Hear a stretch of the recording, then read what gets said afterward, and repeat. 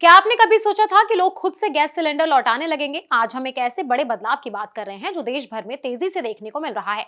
LPG संकट के बीच अब हजारों लोग अपने सिलेंडर सरेंडर कर रहे हैं और पीएनजी की तरफ बढ़ रहे हैं।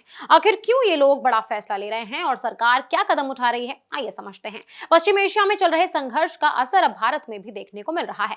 खासकर एलपीजी यानी रसोई गैस को लेकर स्थिति थोड़ी चुनौतीपूर्ण हो गई है। इसी को देखते हुए सरकार ने बड़ा कदम उठाया है। सरकार की अपील के बाद अब तक 39,000 से ज्यादा लोगों ने अपने एलपीजी कनेक्शन सरेंडर किए हैं।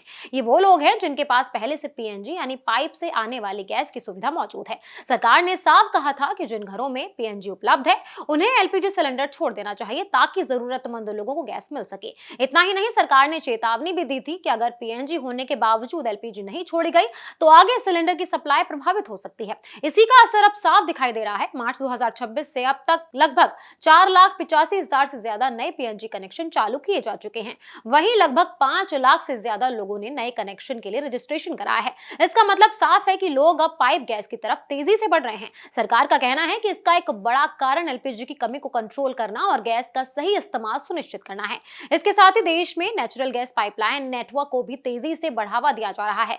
एलपीजी की जमाखोरी और कालाबाजारी रोकने के लिए सरकार ने सख्ती भी बढ़ा दी है। 18 अप्रैल को देश भर में 2400 से ज्यादा जगहों पर छापेमारी की गई। इसमें 264 गैस एजेंसियों पर जुर्माना लगाया गया और 67 गैस एजेंसियों के लाइसेंस सस्पेंड कर दी गई। वहीं सरकार ने यह भी बताया है कि सप्लाई को बनाए रखने के लिए रोजाना बड़े स्तर पर गैस सिलेंडर की डिलीवरी हो रही है। सिर्फ एक दिन में लगभग 53 लाख से ज्यादा एलपीजी सिलेंडरों की डिलीवरी की गई और ऑनलाइन बुकिंग 98% तक पहुंच गई है। सरकार ने यह भी साफ किया है कि पीएनजी और सीएनजी की सप्लाई पूरी तरह से सामान्य है और पेट्रोल डीजल की कोई कमी नहीं है। इसके अलावा कच्चे तेल की सप्लाई को मजबूत करने के लिए भारतीय टैंक देश गरिमा 22 अप्रैल को मुंबई पहुंचने वाला है। लगातार ये कोशिश सरकार कर रही है कि देश में ऊर्जा की सप्लाई बनी रहे और आम जनता को किसी तरह की परेशानी का सामना ना करना पड़े। कुल मिलाकर देखा जाए तो एलपीजी संकट के बीच अब एक बड़ा बदलाव शुरू हो चुका है। लोग खुद आगे आकर सिलेंडर छोड़ रहे हैं और पीएनजी को अपना रहे हैं। सरकार भी सख्ती और नई योजनाओं के जरिए हालात संभालने की कोशिश कर रही है।